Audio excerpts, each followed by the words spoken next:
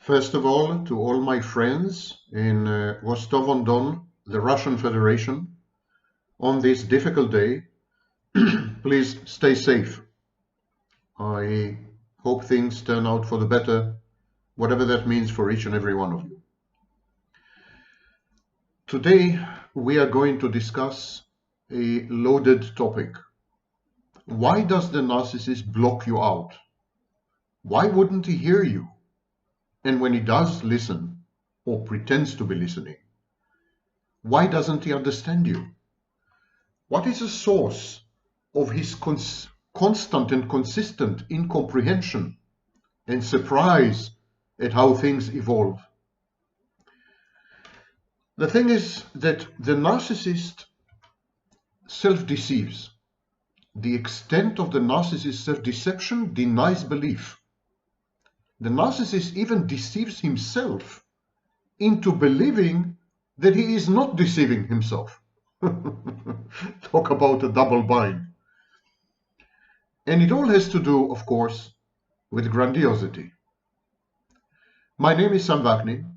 I'm the author of Malignant Self-Love, Narcissism Revisited, a former visiting professor of psychology in Southern Federal University in Rostov-on-Don, the Russian Federation, the scene of the recent battles, and a long-time member of the faculty of CIAPS, Commonwealth for International Advanced Professional Studies, in Cambridge, United Kingdom, Toronto, Canada, and with an outreach campus in Lagos, Nigeria. Grandiosity is a cognitive distortion.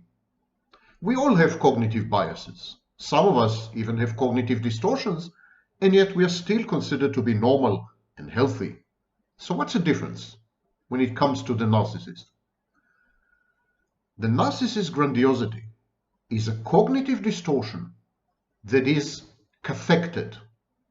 In other words, the narcissist is emotionally invested in distorting reality so that it buttresses, affirms, confirms, and supports his inflated, fantastic view of himself. Grandiosity is a desperate attempt to fend off life-threatening shame and hurt, depression, and suicidal ideation. In other words, if grandiosity were to not work, if grandiosity were to fail, the narcissist would devolve into the equivalent of a borderline. He would develop emotional dysregulation and suicidal ideation. And this is exactly what happens when grandiosity is shut down in the process of narcissistic mortification. So, grandiosity is critical, absolutely critical. Now, to maintain and sustain the grandiose firewall, the grandiose wall of China, the defense against internal shame and hurt and external shame and humiliation, the narcissist prefers to listen to internal objects rather than external objects. Now, every human being alive, I'm not sure about the dead, but every human being alive has this phenomenon. Everyone has internal voices and external voices, and we are typically able to tell the difference. The internal voices are known in the clinical phrase internal speech. The narcissist listens to internal voices in his internal objects the same way every other human being does. There's nothing special about this. Even more so, in the vast majority of people, actually in everyone, internal voices override external voices. But with the narcissist, the internal speech generated by the internal objects overrides not only external speech, but overrides the very existence of external objects and external stimuli. So, the narcissist's internal speech suppresses his ability to perceive the outside world as external to himself. In a way, The narcissist's internal speech annihilates the narcissist's boundaries. The reason may be that the internal speech in the case of the narcissist is linked intimately and inexorably to a bad object. And the bad object wants to destroy the narcissist, hence the eradication of boundaries. Whatever the reason may be, while each and every one of you, healthy, normal people, each and every one of you, have internal voices that override external voices.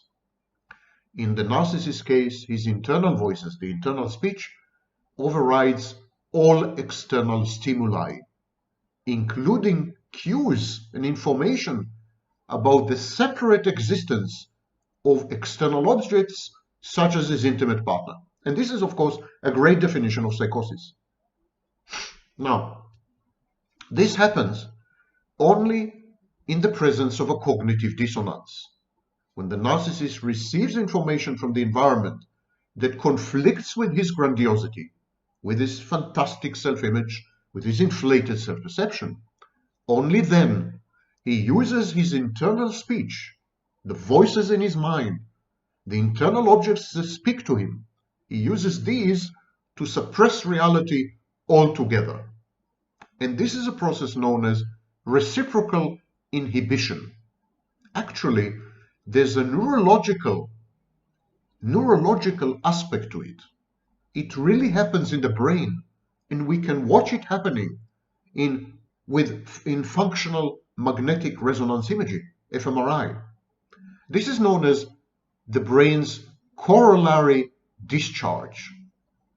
So what the narcissist does, when there is a conflict between information, data coming from the outside and information and data coming from the inside, for example, his grandiose self-perception and self-image, this creates a cognitive dissonance. And to resolve the cognitive dissonance, the narcissist's brain fires a specific cascade, multiple unit activity known as corollary discharge. And this creates reciprocal inhibition, a suppression of the external stimuli in favor of internal speech that is misperceived as external stimuli. Now you're beginning to understand the neurology behind the snapshotting or introjection process in the narcissist's mind, where he replaces external objects, such as his intimate partner, with internal objects that represent the external objects in his mind. Gradually, of course, having been subjected to repeated messages from the outside that contradict, conflict with his self-image and self-perception, the narcissist begins to withdraw. The environment of the narcissist keeps bombarding him with countervailing information, data, and arguments. Reality keeps saying, you're wrong. You are not what you think you are. You're not who you think you are. And this is painful, and this is intolerable and unbearable. At some point, the narcissist cuts off reality, literally, physically. He goes into schizoid isolation, withdrawal, avoidance. The risk of experiencing pain is too much. But there's another risk. If you're grandiose, if you are self-deceptive, you are under threat. You keep generating danger for yourself. If you are approached by a gold digger and you tell yourself that you have garnered her attentions because you are irresistible, that's going to end badly sooner or later. If you believe that your audience find you awesome, admires and adulates you, while actually they find you revolting, they are fascinated by your freakishness and creepiness, That is a problem. Misreading other people, cues, environmental, behavioral, sexual, others, is dangerous. Grandiosity, therefore, is dangerous. And to avoid the risk of being victimized or being penalized, the narcissist says goodbye to reality and becomes a solipsist, an atom. But solipsism enhances the narcissist's gullibility and vulnerability. I once wrote about myself, it was 25 years ago.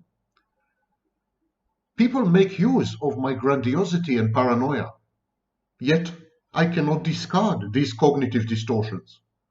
They render me gullible and vulnerable to victimization, disrespect, and ridicule. I am my worst enemy. Okay, remember how the narcissist copes with this?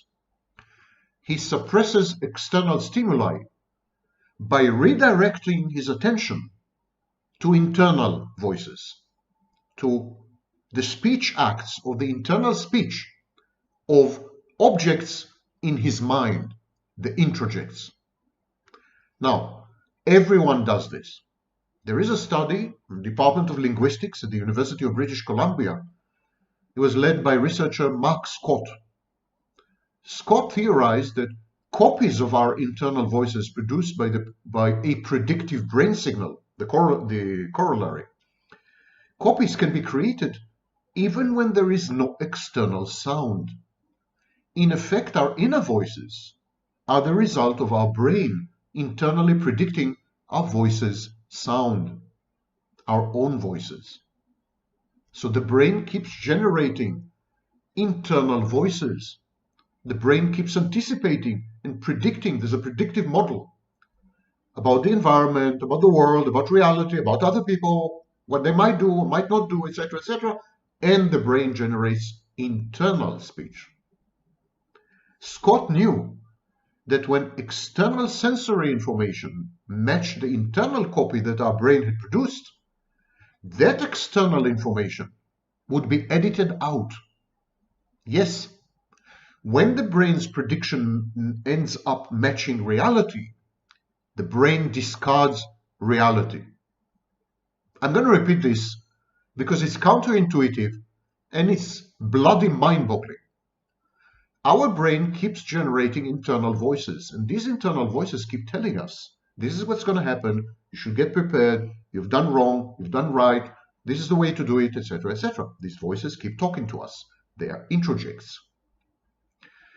If the voices, the content of the internal speech matches reality, the brain discards reality. The brain listens to the internal voices and prefers them to reality. Scott conducted the following experiment. When participants said certain syllables just in their heads, such as al, ar, bar, bar, all kinds of syllables, they were instructed to say these syllables in their heads. And then there was an external sound that matched the syllables that they were thinking of in their heads. The impact of the external sound was minimal to zero. In other words, the brain focused on the syllables produced by the internal voice, the internal speech, the internal objects, and ignored the syllables produced outside, externally, in the world, in reality. But when the internal syllable didn't match the external sound, the perception of the external sound did not diminish. So there was hearing involved. People were listening to a sound without engaging in any speech imagery. There was matching. The participants thought about the same external sound that they were hearing, and there was contrasting. The participants imagined a different sound than what they were hearing. And in all these cases, inner speech weakened the impact of external sounds when they were both the same. The study says the findings provide strong evidence that a system involved in processing external speech also works on internal speech. And this is reciprocal inhibition. Scott says the work is important because this theory of internal speech is closely related to theories of the auditory hallucinations associated with schizophrenia. And here we are beginning to diverge from normal. While normal, healthy people prefer internal speech to external reality if the two match, if there's a match, the narcissist prefers internal speech to external reality if they do not match. As usual, the narcissist is a mirror image of a normal, healthy human being. That's why I keep saying I'm not quite sure that the narcissist is human. He's been wrongly wired, left to right rather than right to left or whatever. Narcissist is like a mirror image. I repeat, if you're a normal, healthy person, what goes through your mind will prevail if it matches reality. Your brain will ignore reality. Pay attention to what goes through your mind. But in the case of the narcissist's brain will pay attention to the internal voices and the internal speech when they do not match reality. The narcissist's brain will ignore reality because it is uncomfortable, challenging, countervailing, undermining, contradictory, dissonant. Then the narcissist withdraws inside and develops something called selective auditory attention. He listens to the internal voices and he bottlenecks the external ones. It's as if external voices get stuck in the very narrow neck of some imaginary bottle so that they don't get through to the narcissist. So the narcissist shuts you off, cuts you off, ignores what you are saying. Consequently, he is unable to understand what you are saying. This leads to dissociation, amnesia, memory gaps. Very often the narcissist will contest, will say, you haven't said that, or you got it wrong, you said something else. Even if you were to produce a recording of what you have said, the narcissist would still deny it. And he would still deny it because he has truly no recollection. Your auditory output never reached his brain as auditory input because he was engaged in selective hearing, selective auditory attention. He was filtering your speech. He was enhancing some parts of it, which were ego-conformant or ego-congruent. In other words, some parts of it which fitted him, fitted his narrative about himself, about the situation, about the world at large. So he was filtering and enhancing. And then he was engaging in selective perception, we'll talk about it in a minute, and created a sensory contrast. He converted you into background noise, white noise. Do you remember the old televisions, black and white televisions? Those of you who, like me, were born in the age of the dinosaurs? The old black and white televisions with rabbit ears, you know, this kind. When you turned them on, there was a screen of snowflakes, a screen of snow, white noise. The narcissist converts your speech into white noise, into background noise, and then contrasts his own internal voices with this field of noise. So his internal voices become the signal, and you are the noise. And there's a signal to noise ratio, a very common mathematical measurement of the efficacy of a filter in communication. You're becoming background against which his speech, his internal speech, is further emphasized. And he prioritizes the information so that you have very low priority and his internal speech has very high priority. And all these mechanisms and processes are intended to do one and only thing: to preserve grandiosity intact, not to incur a dent in the grandiosity, not to risk the fantasy, not to challenge the hallowed assumptions about oneself and others. The narcissist uses attentional control, aka concentration or focus. He chooses what to pay attention to and what to ignore. He has endogenous attention versus executive attention. So in his case, endogenous attention is emphasized at the expense of executive attention. Even more so, endogenous attention, attention coming from the inside, attention to internal voices, attention to internal speech, suppresses, inhibits executive attention, attention to information coming from the outside. And all this is embedded in selective auditory attention, in selective hearing. Now, selective hearing is a normal process. Everyone has selective hearing. And this is why you can, for example, talk to someone in a cocktail party. So you're focused, you have selective hearing, you're focused on that person.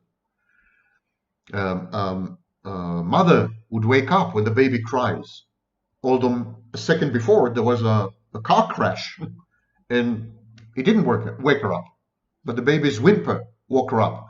That is selective hearing. But selective hearing becomes pathologized, malignant, and dysfunctional and maladaptive in sensory processing disorders. For example, in attention deficit hyperactivity disorder, in post-traumatic stress disorder, in schizophrenia, as I mentioned, selective mutism, auditory processing disorders, and I venture to add, narcissism. The narcissist has something called selective retention. This is a process where he remembers accurately messages that reflected his interests, his values, his beliefs, his grandiose self-perception and self-image, his working model, working theories about other people's minds and the world at large, theory of mind and internal working model. When outside input from the outside, external auditory input, when he listens to you speaking, when you talk to him, he analyzes whether what you're saying conforms to everything I've just mentioned, the narratives, including the grandiose narrative. If what you're saying conforms, he retains it. And what you're saying, it challenges or undermines the stories that he keeps telling himself, he simply discards. He discards what you're saying. Anything that is in contrast with his self-image, his values, his beliefs, etc., he doesn't keep in memory. He narrows the information flow, to use a clinical term. So, selective retention. And finally, the narcissist has selective perception. He simply does not notice, and he quickly forgets stimuli that cause emotional discomfort, contradict prior beliefs, including the belief that he is godlike, omnipotent, omniscient, etc. So he either doesn't notice or he quickly forgets, like instantly. Now, our attention is very much like a searchlight, or even more like a laser beam. We focus on one thing, and then we're unable to pay attention to other things that are happening under our nose. There's a famous experiment where students were instructed to count the score in a basketball game that was taking place on a screen up there. And then an actor came into the room dressed as an elephant, crossed the room twice and exited. Only one of the 40 students noticed the elephant, because the others were focused on the game. so they didn't pay attention to the rest. Narcissist is the same. He's focused on the grandiosity game. He's keeping the score. His body is keeping the score. Exactly, yes, his brain is keeping the score. So anything you say will be measured and judged, whether it can enhance his ability to keep the score, whether it fortifies his self-perception, his beliefs about himself and others, the narrative that he spun. If what you're saying supports all these, great, you're in. He's going to retain. And first of all, he's going to perceive you. He's going to notice that you're there saying something. And then he's going to perceive that you are saying something. And then he's going to perceive what you're saying. But that's a tall order, because the narcissist's selective perception is very selective. It's much more selective than perception. It's a process by which he perceives what he wants to. And he ignores all opposing viewpoints, data, information, arguments. He sees things based on his particular frame of reference. And at the end of this video, I will discuss the concept of framing. He categorizes, he interprets sensory information, sensor, including sensory information coming from you, because your speech is sound waves. It's sensory information, it's auditory, it comes from here and ends up here. So he uses categories and frameworks to somehow interpret what you're saying and then favor categories or interpretations or information that support, uphold, buttress everything he anyhow believed. So the narcissist is a one-man echo chamber. He is a walking, talking, reified confirmation bias. He is totally biased all the time because he interprets all information in a way that is congruent with his beliefs about himself and others, beliefs which are essentially cognitively distorted. So what's the difference between a healthy person and a narcissist? We all do this. We all do everything I've just said. We all do this. So what's the difference? The difference is that the narcissist, the selective perception of the narcissist is total. Like every single thing impacts on the narcissist's grandiosity, entitlement, envy. The narcissist has an extensive personality disorder. In other words, every single aspect, field, realm, dimension of the narcissist's personality, interpersonal relations, activity, cognition, negative emotions, everything is impacted all the time by all the information. So his selective perception is hundreds of times magnified over the selective perception of a normal person. And it envelopes and it captures all the sensory input and then interprets it, categorizes it, suppresses it, and so on and so forth.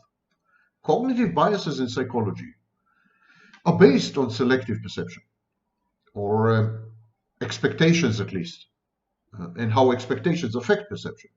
Human judgment, decision making, they're distorted by cognitive, perceptual, motivational biases.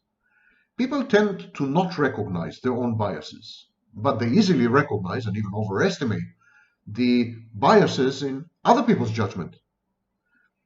And this is because they're bombarded with too much stimuli and information. They have to introduce some mechanism for prioritizing and filtering, and they have to pick and choose.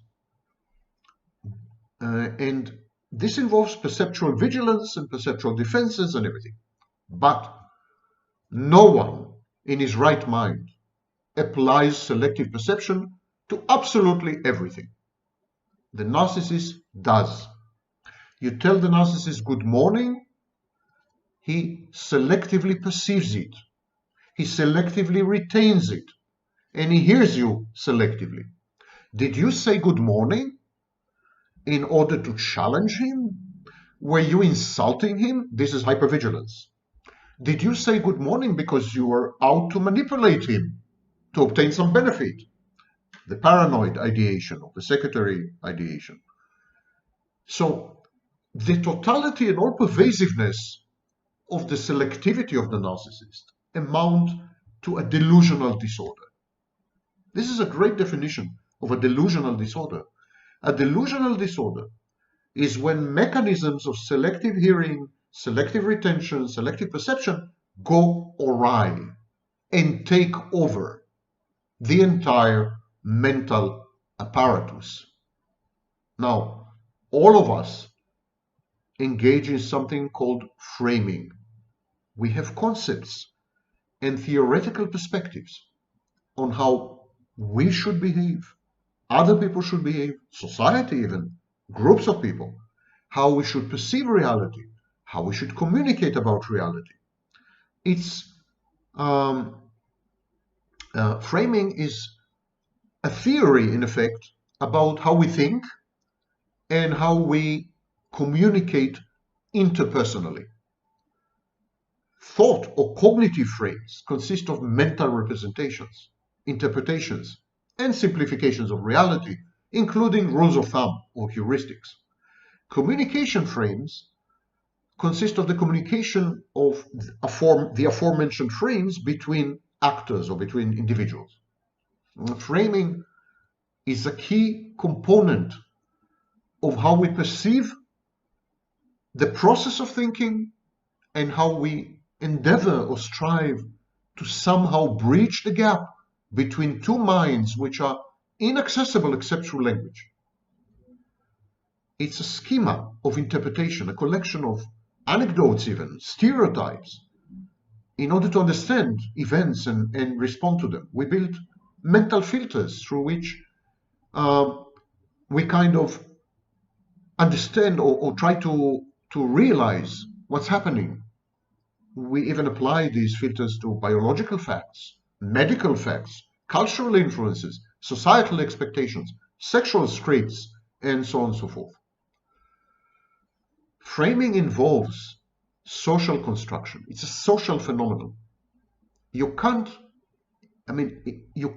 create frames if you don't participate in a language community, if you don't somehow share perception of meanings with other people. You have words. If I say water or if I say bottle, you and I are members of the same linguistic community. So we have an agreement on meaning, and we perceive this agreement identically, or you wouldn't understand my videos. Which is maybe the reason why you don't. Okay, this commonality is a frame. This is a type of frame. So we have frames in advertising, in religion, in culture, and so on and so forth. The narcissist's problem is that his frames are idiosyncratic. In other words, the frames of the narcissist, and by the way, the frames of the psychotic person, these frames are non-communicable because they are too individual. There's not enough sharing of meaning, not enough exegetic, interpretative, hermeneutic sharing. And so the narcissist's internal speech is so unique to him, that it's largely non-communicable. Narcissist faces huge communication barriers and tries to compensate for that by pretending to be someone he is not, so that people can interact with that, not with him directly, ever, but with that. And what is that? The false self, the image, the figure, the character, a hero, villain, a genius. So the narcissist sabotages effective communication simply because He can communicate only externally.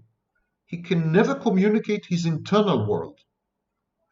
And he cannot communicate his internal world because it's populated exclusively by internal objects that have very, very idiosyncratic,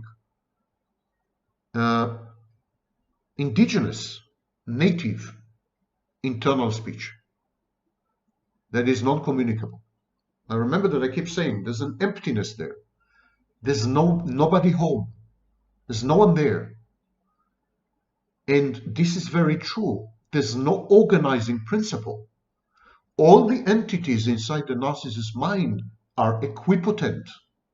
In other words, all of them express themselves, fight it out, create coalitions, take over self-states, and so on and so forth.